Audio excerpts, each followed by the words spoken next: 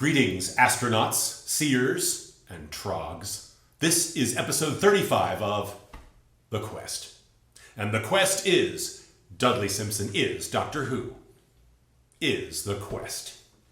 I'll plunge deep into the heart of a newly formed planet at the center of a nebula, for the sake of a good tune.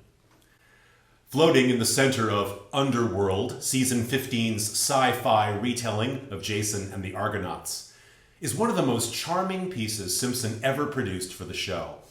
And I do mean center. Not only is this music near the beginning of part 3 of the 4-part story, but the scene supported by it takes place in the center of the planet. The Doctor, Leela, and K9 make an emergency landing on a spaceship. They find a crew of 4 from the planet Minos, whose people were thought to have died out 100,000 years ago. Jackson and his crew have been kept alive, regenerating when necessary, thanks to technology from their former gods, the Time Lords. The Minions seek another spaceship, the P7E, whose crew were guardians of their genetic race bank. Obtaining this will enable them to re-establish their people on a new world. Jackson and crew track and locate the P7E and must survive entry into a spiral nebula where, in the depths of a newly forming planet, the ship is buried. In this subterranean world, the descendants of the P7E crew survive, but as slaves to the Seers, who are in turn servants of the Oracle, the ship's computer. With the help of reluctant revolutionary Edas, the Doctor and Leela locate the Tree of Life, a mythical name for a shaft at the core of the planet that leads down to the P7E, the domain of the Oracle. The shaft has no gravity, so with just a little push or two, they begin drifting their way down as the music begins. While observing our heroes along their way, a sweet waltz tune accompanies. As they continue their journey, however, the guards spot the intruders via security cameras and sound an alert to intercept them. This is indicated by a tension-filled musical diversion. Yet, in a final scene where the waltz tune resumes and concludes, our friends seem blissfully unaware of the danger below as they float in zero gravity.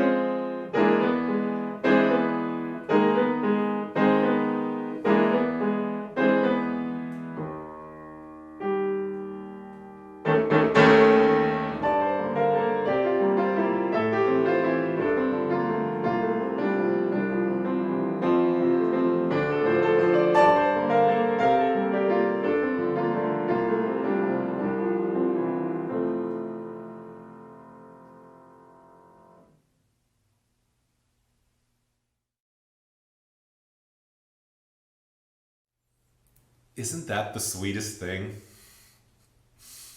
This piece is most unusual for a Dudley Simpson score, for like episode 15's The Dancing Floor, zero gravity is not so much a theme as a song, a waltz tune, but interrupted. Underworld became legendary in Doctor Who fandom, but although that's mostly another subject, I can say this.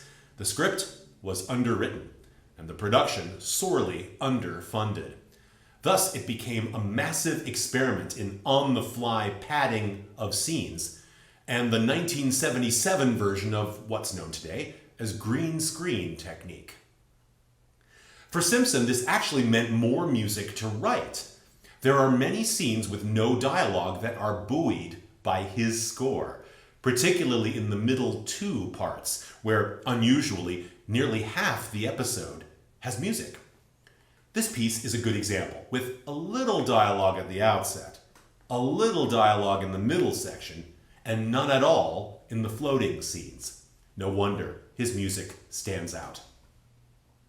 Although Simpson's overall orchestration is fairly standard for him, the introduction and waltz music is scored for only the glockenspiel, aka bells, above, the electric piano in accompaniment below, and in the middle, well, I wasn't sure. It sounds very much like a banjo, but that would be the first and only time. Simpson hadn't used guitar in several years, and I don't believe he ever did again. The more I listened, the more I thought the short, long element in the middle might be the electric piano as well. The Doctor, Leela, and Edas enter the zero-gravity shaft that leads down to the P7E. As the Doctor lyrically instructs his friends to push, and they begin to descend, we get a series of A naturals in 3 different registers. The 3/4 meter is obscured by these floaty rhythms.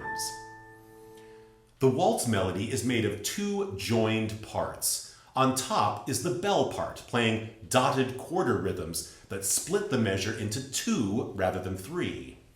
The actual pitch of the bells is an octave higher, but with my right hand needed to play the other joined part with it, that wasn't possible. That lower part, by the banjo-sounding electric piano, is in a short, long rhythm which also splits the measure in 2. Together, the parts are constant in their structure. The short first note is a fifth away from the bells, and the long second note resolves by step to a sixth away. As you hear, both of these melodic elements rhythmically flutter around the steady waltz rhythm that supports them. The melody, together with the accompaniment, doesn't take long to establish a home key of F major, making this one of the very few of my arrangements that I thought deserved a key signature, denoting the F major scale as the source of most all the notes. The left hand's accompaniment, I must admit, might not be 100% literal transcription and isn't really meant to be. I designed it to outline the harmony and keep the waltz rhythm steady, as any pianist might. The end of the first 8-bar phrase resolves at last to F major harmony and begins circling back towards a revision of the first phrase. And here's where my jazz spider senses began tingling. This next phrase consists of a sequence of 2/5 progressions, very common particularly in jazz harmony. Although the first phrase begins with similar progressions, the sequence here is very jazzy. 2/5 in F major. Then a delayed resolution via the 3 chord A minor, a chord sharing 2 notes with F major and thus an effective fake-out. This A minor becomes part of a 2/5 progression in G major, complete with borrowed F sharps and B naturals from that key. But instead of G major, it slips into G minor for another 2/5 in F major. After only 6 bars of this phrase, the waltz is rudely interrupted by a scene where Guard Tarn, at his monitoring station, spots the intruders and gives the alarm. This accounts for the complete change of character in this middle section, beginning with the shock resolution to F minor rather than major, to say nothing of instrumentation. The Simpson horn ensemble joins, and the bells take a forced rest. There's also a sudden metric modulation to duple meter, accounting for the rhythmic heaviness here. Once more seconds are the link between the 2 meters. So check out my episodes 22 and 33 part 2 for thorough discussions of this concept. Keeping with elements of the previous texture, this section is also made up of 3 parts, and the active upper part is the pseudo-banjo held over from the waltz, still gamely trying to keep up its fluttering short-long rhythms. In the middle, the horns pulse steady A flats in groups of 3. Below, a bowed bass or perhaps a cello forms the foundation. In the piano arrangement, you'll notice both hands double each other, playing all three parts almost identically, an octave apart. Check out the smooth harmonic motion from F minor to F flat, that's E, dominant 7, to a remote A flat minor and back. Meanwhile, the banjo piano wavers chromatically through various color tones. As Tarn yells the alarm, the music briefly gives way, then punches out 3 flat 5 chords on E flat. Just as suddenly, we pivot back to the waltz, and as the Doctor, Leela, and Edas continue to blithely sync, the first 10 measures of the original waltz music repeats. Then, the 3rd, 4th, and 5th measures return to conclude the phrase, and I originally thought this might have been a tape splice to use those measures so literally. I don't think that's the case, because I sure can't hear the join. By the way, these exact 13 measures support a final floating scene, this time with dialogue, a few minutes later in the story. As these original scenes end, there's a quite short F major 7 chord. Short because there's a quick cut to the next scene with new music and new mood. This was not an acceptable ending for my arrangement, so I thought, like us, that chord deserved a moment to settle.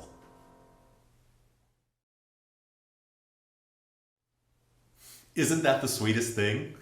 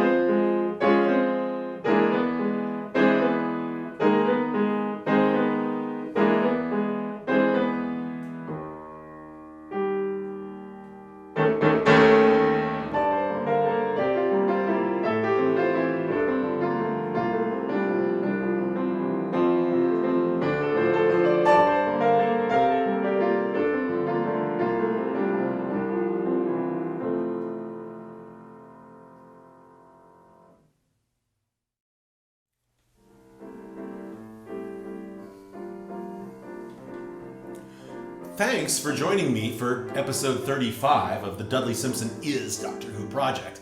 Next time, I'll be moving to season 16, known to one and all as the Key to Time season. Subscribe, like, share, and comment. See you then.